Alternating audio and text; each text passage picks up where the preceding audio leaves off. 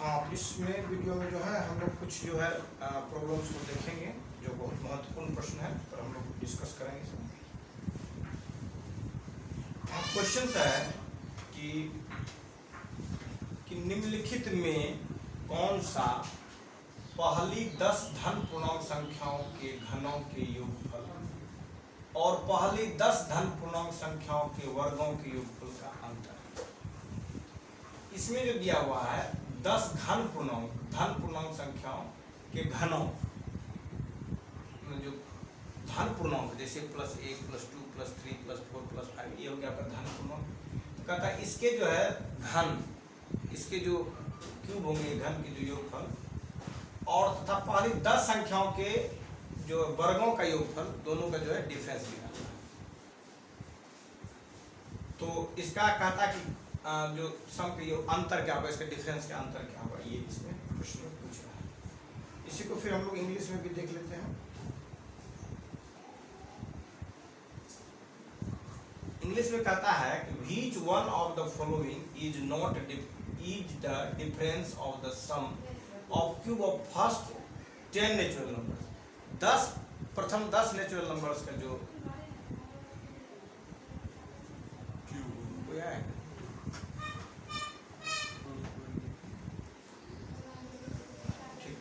देखो, which one of the following is the difference of the sum of the cubes of first 10 natural numbers।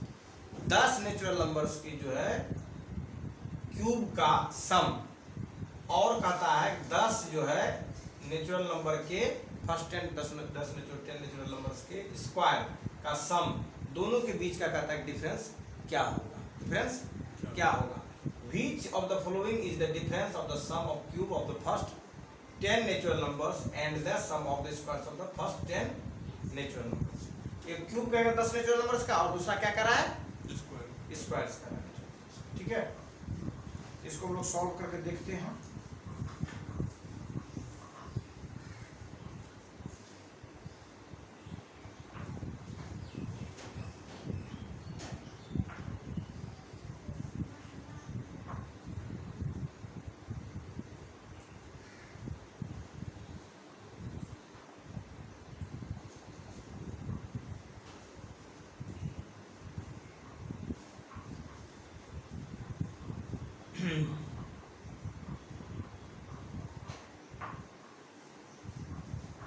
जैसे इसमें जो दिया हुआ है, जैसे कहता है कि 10 नेचुरल नंबर का जो सम होता है, जैसे हम लोग जानते हैं कि सिग्मा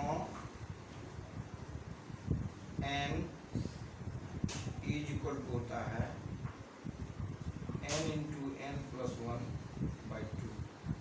होता है।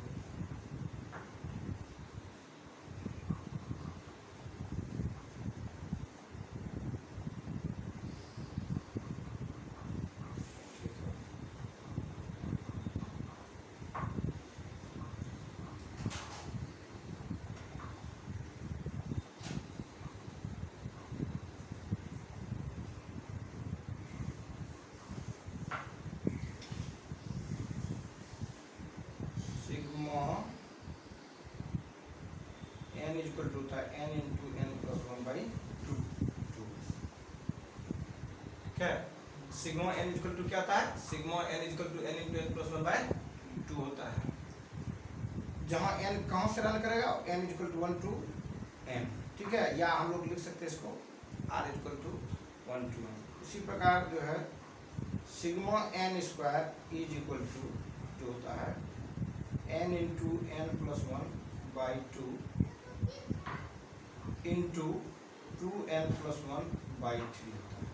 ठीक है, जो सिग्मा n में है वो तो दिखाई देगा, जैसे सिग्मा n में जो बात था वो रहेगा ही n इंटू n प्लस 1/2 उतना तो आएगा ही। इसके अलावा क्या होगा? इसमें 2n प्लस 1/3 एक नया फैक्टर जुड़ जाएगा। तीसरा जो बात है वो है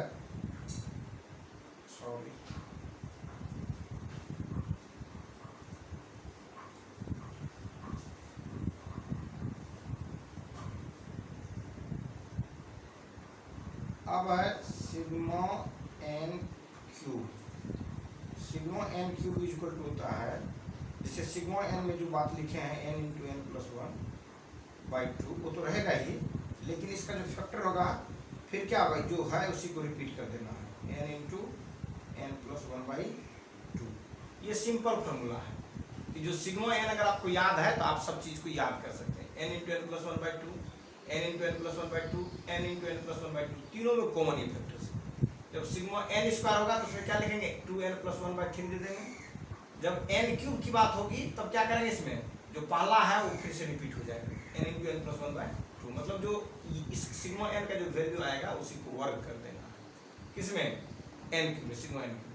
अब इसी प्रॉब्लम को जो है कहता है ये 10 के लिए पूछ रहा है कि तो इसके लिए क्या करना हम लोगों को, हाँ निम्नलिखित में कौन सा 10 धन पूर्ण संख्याओं के घनों का योगफल और पहले 10 धन, इसमें 10 n इक्वल टू 10 दिया हुआ उसके दोनों के, तो हम लोगों को निकालना क्या है, sigma n cube minus sigma n square, ठीक है, जहां n क्या है, n का वैल्यू 10 है।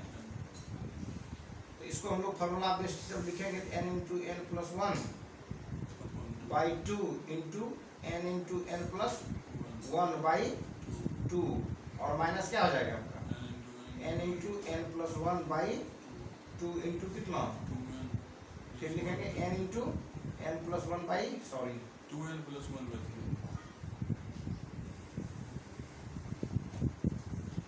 फिर क्या लिखेंगे हम लोग 2n प्लस 1/3 लिखेंगे। अब दोनों में जो कॉमन बात है वो क्या है, n into n plus 1/2 common ले लेंगे, बचेगा हमारे पास क्या है n into n plus 1/2 minus क्या बचेगा 2n प्लस 1/3 बचेगा, ठीक है। अब इसको हम लोग क्या करते हैं, n का मान 10 पुट कर देते हैं, ये हो जाएगा 10 गुना 11/2 और क्या हो जाएगा आपका 10 गुना 11/2 घटाओ कितना 10 गुना 20 21 बटे कितना 3, ठीक है, ये कट गया आपका 7 हो जाएगा, ठीक है। 2 से काट दीजिएगा 5 हो जाएगा, 2 से काट दीजिएगा कितना होगा 5 होगा, क्या हो गया आपका 5 गुनी 11, फिर इसको दीजिए 11 5 55 में घटा दीजिएगा कितना 7, क्या हो जाएगा 5 गुना 11 गुना कितना 5 गुना 11 गुना 48 48। इस तरह से जो है इसको क्या करेंगे हम लोग मल्टीप्लाई करेंगे तो 5 गुना 48 लिखेंगे, 8 पंचे 40 का 0 हाथ में रहा 4 5 के 20 4 24 गुना 11 करते हैं। इसको सिंपली है 20 गुना 24 गुना 11 है, इसमें क्या करेंगे 240 को 240 से जोड़ देना, केवल इस तरह से करके आपका कितना आ जाएगा 2640। Option B is the correct option, option B is the correct option. इसको आसानी से जो है आप इसको कैलकुलेट करके बनाना, ठीक है, इसमें किसी तरह की कोई दिक्कत है नहीं है। अब हम लोग चलेंगे नेक्स्ट क्वेश्चन।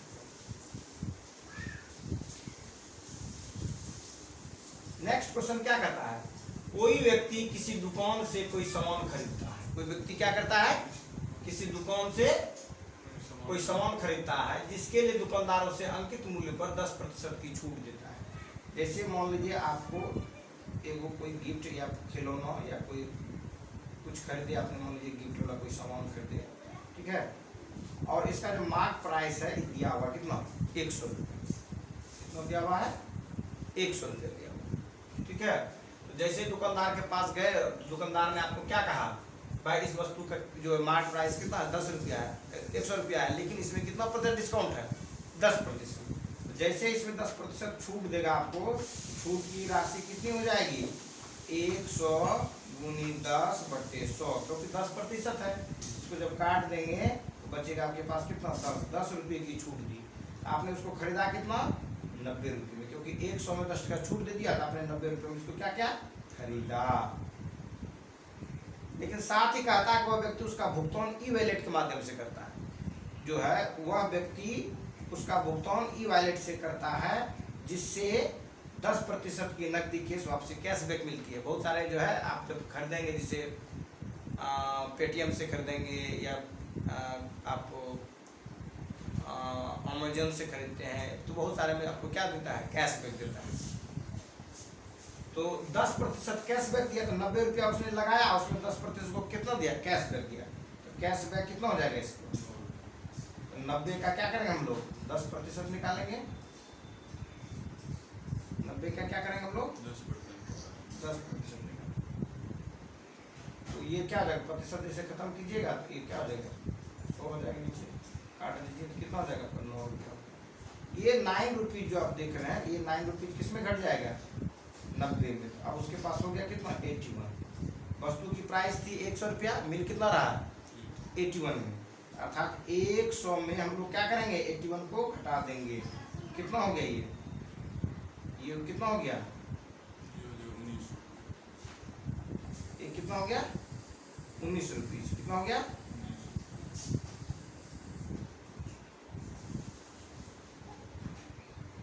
19 रुपया जो है आपका क्या हो गया? ये मतलब छूट हो गया। 100 में कितना टोटल छूट हो गया? 19 रुपये। यही हो गया आपका डिस्काउंट प्रतिशत। यही क्या हो गया? क्योंकि 100 में ये छूट है इसलिए 19% की क्या हो गया? Discount. Option C is the correct option. लेकिन इसको आप ट्रिकी अप्रोच से भी इसको बना सकते हैं। जब इस तरह के रहे तो आप जो है सिंपल जो है इसका जो कंसेप्ट है,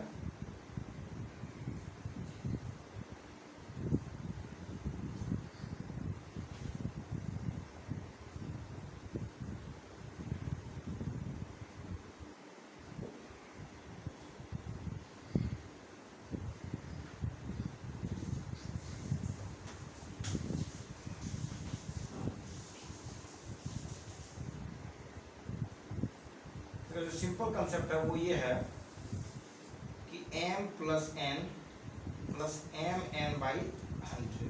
ये जो है ट्रिक है। क्योंकि इसमें दो तरह का डिस्काउंट्स दिया गया है, ठीक है, दोनों एक तरह के डिस्काउंट के रूप में ही है। तो हम लोग क्या करते हैं? माइनस, पहला जो है -10% है, दूसरा भी -10%, प्लस कितना देंगे हम लोग? -10 गुनी -/100। ये हो जाएगा आपका -20 और ये क्या हो जाएगा? +1 हो जाएगा। आपका -19 हो गया। ये -19 ये बताएगा आपका डिस्काउंट परसेंटेज कितना है? 19%। इससे भी आप इसको बना सकते हैं, ठीक है। इसी को जो है इंग्लिश में जो इस प्रश्न को लिखा गया है, क्या लिखा गया है? लिखा गया है कि ए पर्सन बाज an item of A shop from which the shopkeeper offers a discount of 10%। जो शॉपकीपर उसको डिस्काउंट दे रहा है, कितना दे रहा है? 10%। किस पर? मार्क प्राइस पर, ठीक है। The person page is in e wallet, और पर्सन व्यक्ति जो क्या करता है? ई वॉलेट से पेमेंट करता है, उसको 10% क्या मिलता है? कैशबैक मिलता है। 10% क्या मिलता है? कैशबैक मिलता है। Which of the following is the value of effective discount? पूछता है कि इफेक्टिव डिस्काउंट्स क्या होगा। तो इफेक्टिव डिस्काउंट्स का वही हो जाएगा आपको जो मैंने आपको बताया कि इसमें जो है m plus n plus mn/100 के फॉर्मूला से भी आप बना सकते हैं इसको, और कंसेप्ट बेस से भी बना सकते हैं। और m क्या है? डिस्काउंट है, छूट है। तो छूट है क्या हो जाएगा? -10 और क्या हो जाएगा? Plus -10 into -10/100। You can do this question easily. Okay, चलते हैं हम नेक्स्ट क्वेश्चन।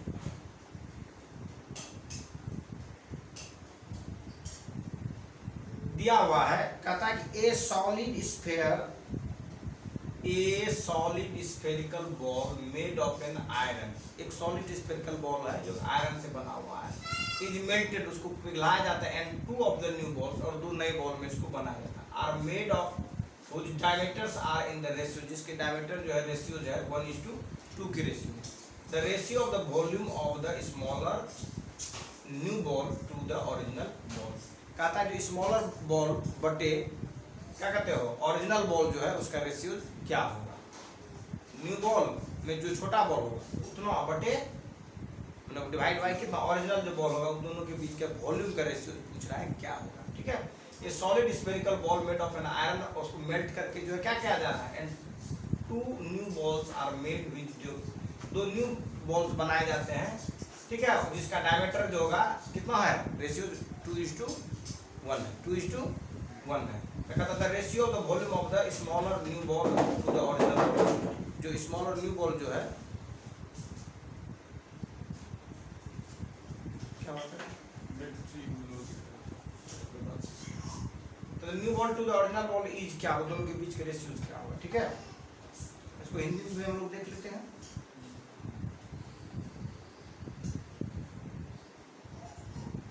फिर कहता है कि लोहे से बनी किसी ठोस गोले गेंद को पिघलाकर दो नई गेंदों, कहता लोहे से बनी किसी ठोस गोले गेंद को पिघलाकर दो नई गेंदें बनाई जाती है।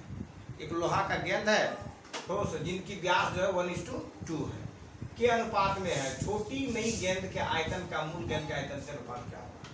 कहता है जो छोटी जो नई गेंद है और जो मूल गेंद है उसके बीच का अनुपात क्या होगा? उसके बीच का अनुपात क्या होगा?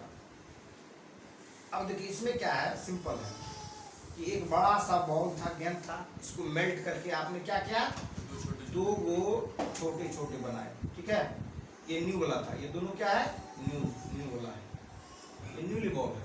और ये पहले क्या है, ये ओरिजिनल वाला है, पुराना वाला है, ठीक है। अब कहता है कि इसका रेडियस हम लोग मान लेंगे क्या है, बड़ी आर है, और इन दोनों का रेडियस जो है डायमीटर दिया हुआ है, ठीक है। अगर इसका डायमीटर डी है तो इसका क्या हो जाएगा, 2d होगा। तो क्यों होगा, क्योंकि रेशियो दिया है दोनों के डायमीटर का, कितना रेशियो है, डी और मैंने 1:2 है। तो वैसे ही जब ये डायमीटर का रेशियो दिया है तो वैसा ही रेशियो होगा किसका, रेडियस का। तो इसका रेडियस अगर मान लेते हैं क्या x है, तो इसका रेडियस क्या होगा, 2x, ठीक है। r इक्वल टू हम लोग अगर मान लेते हैं 2x, इसमें r इक्वल टू क्या हो जाएगा, 2x हो जाएगा, ठीक है। वहाँ पे 2x मान लेते डबल हो जाएगा ना यार, वहाँ x मान लो।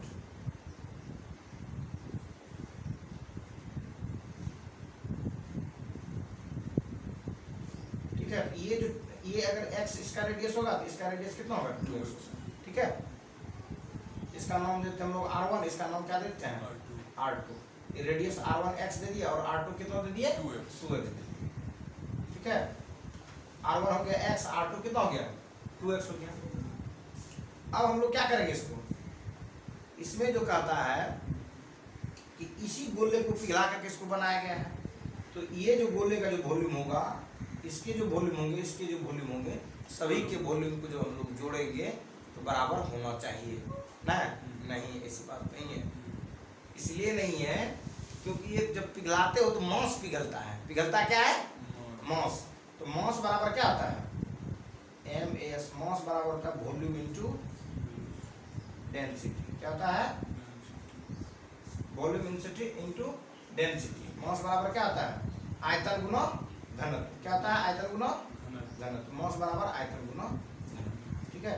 इसको हम लोग शॉर्ट में क्या लिख सकते हैं,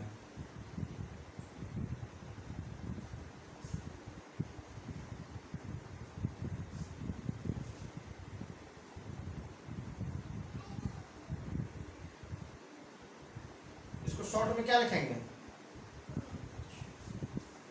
द्रव्यमान बराबर क्या लिखेंगे, आयतन गुना घनत्व। हिंदी में लिखेंगे ये, अंग्रेजी मास का फॉर्मूला m होता है, वॉल्यूम का v होता है, डेंसिटी का ρ होता है, ये होगा स्ट्रक्चर, ठीक है। अब ये जो स्ट्रक्चर आप देख रहे थे इसमें क्या आता है, मास जो है दोनों का क्या है, दोनों को जब जोड़ेंगे तो मास बराबर होगा, छोटा गोला और बड़ा गोला, और डेंसिटी भी जो है तीनों गोला का क्या है, समान है। जो डेंसिटी जो आयतन है, इस डेंसिटी घनत्व जो इस गोले का घनत्व, इस गोले का घनत्व, इस गोले का घनत्व, तीनों गोले का घनत्व क्या है, समान है। तो इसका मतलब क्या हो गया कि जो पहला गोला का जो मास है वह बराबर, मान लीजिए इसका मास कितना, बड़ी m है, इसका मास क्या है, m1 है, और इसका मास क्या है, m2। तो आप इस तरह से इसको लिख सकते हैं। तो ये m बराबर क्या हो जाएगा, वॉल्यूम इसका हो जाएगा, इसका वॉल्यूम क्या हो जाएगा, 4/3 पाई r³ into mass into volume into density होता है, तो वॉल्यूम हो जाएगा 4/3 पाई r³, और इंटू क्या करेंगे, इसकी जो डेंसिटी होगी इसकी डेंसिटी से गुना कर देंगे। आयरन की डेंसिटी एज्यूम कर लेंगे क्या है, ρ है। तो m1 भी मास का, इसके लिए वॉल्यूम क्या हो जाएगा इसका, 4/3 पाई r की जगह पे क्या लिख सकते हैं, x दे सकते हैं, r दीजिए, तो ये क्या हो जाएगा, 2r हो जाएगा। ये हो जाएगा पाई r² इंटू क्या हो जाएगा, ρ हो जाएगा, पाई r³, 4/3 पाई r³, फिर क्या होगा 4/3 पाई r²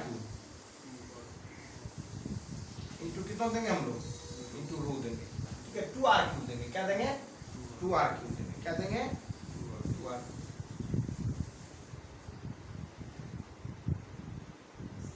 4/3 4/3 पाई 2r क्यूब इंटू रो। ठीक है, और सभी में रो है कट जाएगा, सभी में 4/3 पाई कट जाएगा, तो बचेगा क्या आपके पास r cube is equal to छोटी r क्यूब प्लस 2r पर क्यूब बचेगा। इसको हम लोग लिख सकते हैं r क्यूब प्लस कितना 8r क्यूब, अर्थात ये कितना हो जाएगा 9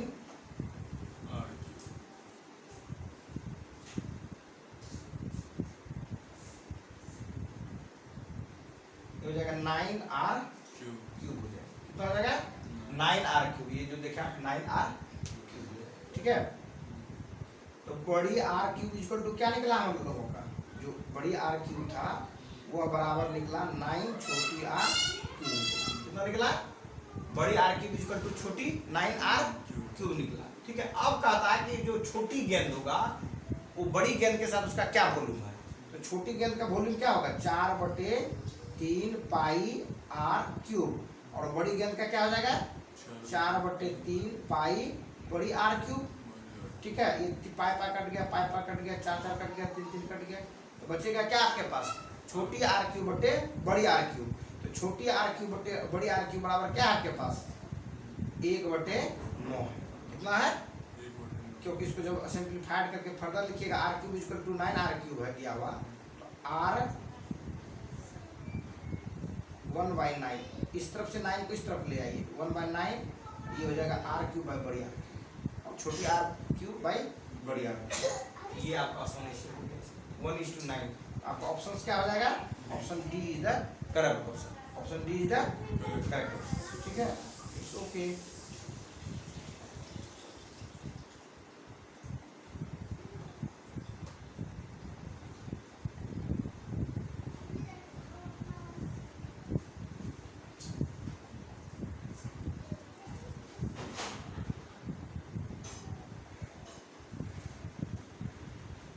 मान लीजिए क्या है लिखा हुआ, मान लीजिए कोई बैंक 2 वर्ष की अवधि के लिए किसी सावधिक जमा, सावधिक होता है फिक्स डिपॉजिट, सावधिक जमा हेतु प्रति वर्ष 10% वार्षिक ब्याज देती है। कितना देता है 10 रुपये वार्षिक। यदि 2 वर्ष के पश्चात परिपक्वता राशि समान बनी रहती है तो प्रति वर्ष साधारण ब्याज की दर क्या होनी चाहिए। मतलब ये पूछ रहा है कि दो जो है धन है, ठीक है, या धन है, कोई धन है, ठीक है, उसको फिक्स डिपॉजिट कर देता है, तो एक को 10% कंपाउंड इंटरेस्ट पर करते हैं, दूसरे को भी 10% कंपाउंड करता है, दोनों धन की राशि समान है, और उसका जो क्या कहते हैं जो मेच्योरिटी जो मिल रहा है दोनों को समान मिल रहा है, मतलब धनराशि भी दोनों समान है और मेच्योरिटी भी दोनों का समान मिल रहा है। तो वैसे परिस्थिति में कहता है कि जो सिंपल इंटरेस्ट जो होगा उसका रेट क्या होगा जब कंपाउंड इंटरेस्ट क्या रहे 10%। ठीक है, इसको हम लोग देखते हैं इंग्लिश भी। कहता है सपोज ए बैंक, कहता है suppose A bank gives an interest of 10% per annum. एक बैंक जो है 10% पर एनम क्या करती है इंटरेस्ट देती है, कंपाउंडेड एनुअली, और एनुअली वो क्या आती है कंपाउंडेड होती है for a fixed deposit, fixed deposit के लिए for a period of 2 years, 2 साल की fixed deposit. What should be the simple interest rate per annum, क्या होगा simple interest per annum if the maturity amount after 2 years is to remain same, कि जो है maturity amount क्या हो remains same हो, रिमेन्स सेम हो, remains same हो, तब इसका क्या होगा तो देखते हैं हम लोग। ठीक है,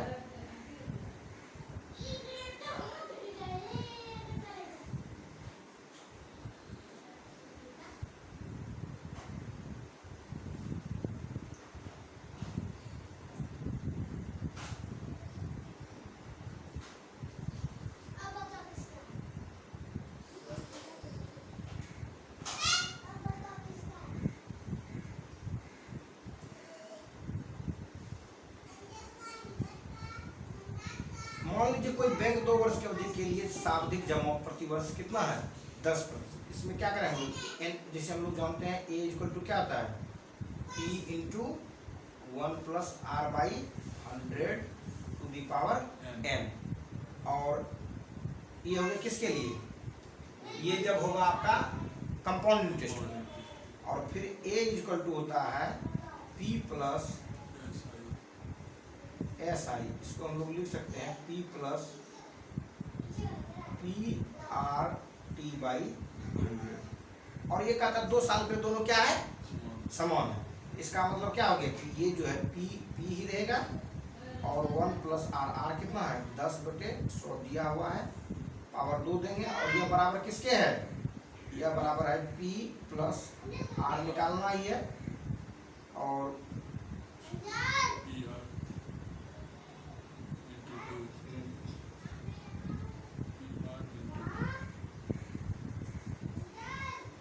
p plus p into R into 2 by कितना 100।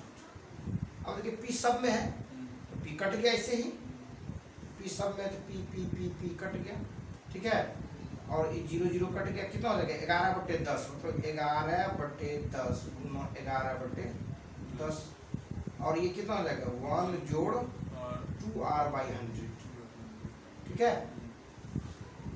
तो इसको हम लोग लिख सकते हैं 11/²/10² घटाओ 1 इक्वल टू 2r/100, ठीक है। और ये इम्प्लाइज क्या करेगा 11/² माइनस कितना 10/² बाई कितना 10/² इज इक्वल टू कितना 2r/100, ये तो कट जाएगा, 10/² 100 कट जाएगा। अब इसको एक बार जोड़ देंगे, एक बार घटा देंगे, इसका माइनस 20 करके फॉर्मूला पर क्या हो जाएगा 21 गुना 1 इज इक्वल टू 2r, तो 21/2 बराबर कितना r, अर्थात 10.5 इज इक्वल टू r। तो ये कितना हो जाएगा आपका 10.5%, ये क्या हो गया आपका 10.5% जो हो गया आपका, क्या हो गया रेट हो गया।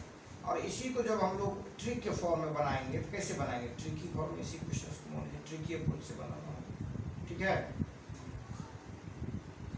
तो इसको मैं क्या कहते हैं 10% जो देख रहे हैं, ये जो 10% है ये कंपाउंडेड हो रहा है एनुअली। तो हम लोग 2 वर्ष के लिए अगर इसको इंटरेस्ट के रूप में चेंज करेंगे 2 वर्ष के लिए, तो 10 + 10 + 10 into 100 by 10 into 10 by 100/2 cut गया ये, तो आपका कितना हो जाएगा 10 जोड़ 10 जोड़ 1, अर्थात कितना हो गया 21 हो गया। 2 वर्ष के लिए सिंपल इंटरेस्ट जो हो रहा है 21 हो रहा है, ठीक है। और 1 वर्ष के लिए क्या हो जाएगा हाफ हो जाएगा, 2 से भाग दे देंगे, कितना हो जाएगा ये 21/2 बराबर कितना हो जाएगा 10, ठीक है। It's okay. नेक्स्ट क्वेश्चन देखते हैं।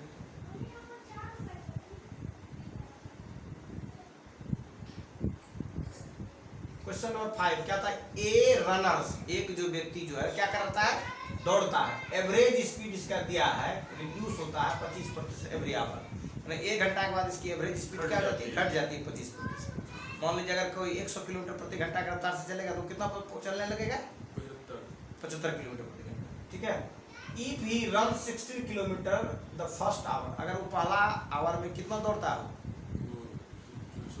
16 किलोमीटर दौड़ता है, तो इसका मतलब डिस्टेंस कितना कवर किया 16 किलोमीटर। इसकी स्पीड कितनी हो गई 16 किलोमीटर होगी 1 आवर के लिए, ये स्पीड ही हो गया उसके लिए 1 आवर के लिए, ठीक है। तो 16 किलोमीटर फर्स्ट आवर में करता था, इसका स्पीड हो गया 16 किलोमीटर पर आवर, ठीक है। And he runs for 3 hours, और 3 घंटे तक दौड़ते रहता है। Then what is his average speed, तब पूछता है इसका कि एवरेज स्पीड इसका क्या है, एवरेज स्पीड इसका क्या है, एवरेज स्पीड इसका क्या है, एवरेज स्पीड इसका क्या है, ठीक है। ठीक, तो हिंदी में भी देख लेते हैं हम लोग।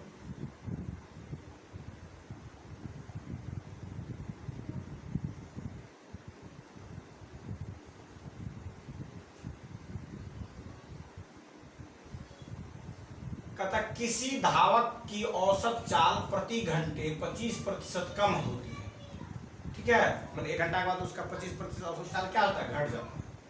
कहता यदि वह पहले घंटे में 16 किलोमीटर दौड़ता है, पहले घंटे में क्या करता है वो 16 किलोमीटर दौड़ता है, पहले घंटे में कितना दौड़ता है 16 किलोमीटर दौड़ता है, ठीक है।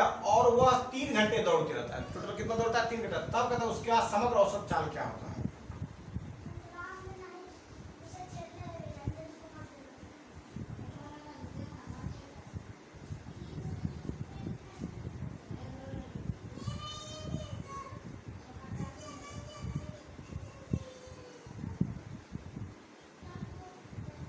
अब उसका जो पहला, जैसे मान लीजिए कि 1 घंटा में ये डिस्टेंस कवर करता है फर्स्ट आवर में, ठीक है। सेकेंड आवर में जो है ये थोड़ा कम डिस्टेंस ट्रेवल करेगा, और थर्ड आवर में क्या करेगा, और कम करेगा, ठीक है। तो पहला आवर में जो इसके द्वारा डिस्टेंस कवर्ड किया गया है वो कितना किया गया, 16 किलोमीटर किया गया, 16 किलोमीटर डिस्टेंस कवर किया गया, ठीक है। सेकेंड आवर में इससे कितना डिस्टेंस कवर्ड होगा, किलोमीटर कम। इससे जो है 25% कम होगा। 16 का जो 25% निकालिएगा तो क्या हो जाएगा, 25/100 काट दीजिए, कितना हो जाएगा 1/4, क्या हो जाएगा ये 4 हो जाएगा, 4 किलोमीटर कम हो जाएगा, कितना हो गया ये 12 किलोमीटर हो गया। फिर थर्ड आवर में क्या हो जाएगा, और 25 किलोमीटर कम होगा, 12 का क्या निकालिएगा, 25%, 25/100 कीजिए, 4 से कट गया, 4 किया 12, 3 हो गया, 3 किलोमीटर। फिर क्या करेंगे, घटा देंगे, 9 किलोमीटर हो गया। तो 3 घंटा में जो डिस्टेंस ट्रेवल्ड किया वो कुल कितना किया, 16 जोड़ 12 जोड़ 9, तो औसत चाल बराबर जो होती है वो क्या होती है, तीनों को योग बटा कुल दूरी तय की गई, कुल दूरी बटे इस दूरी को तय करने में लगा समय। तो समय क्या है, 1 घंटा 1 घंटा 1 घंटा 3 घंटा लगा, और टोटल डिस्टेंस कितना कवर किया, 16 12 28 9 37 किलोमीटर बाई 3 आवर। जब काटेंगे कितना हो जाएगा, 12.33 किलोमीटर पर आवर जो हो जाएगा, इसका क्या हो जाएगा, औसत क्या होगी, स्पीड्स होगी, अर्थात option B is the correct option, option B is the correct option. Any problem? तो आज यही रखते हैं, इसको फिर जो है दूसरे पोर्शंस का है, फिर इस पर हम लोग बातें करेंगे।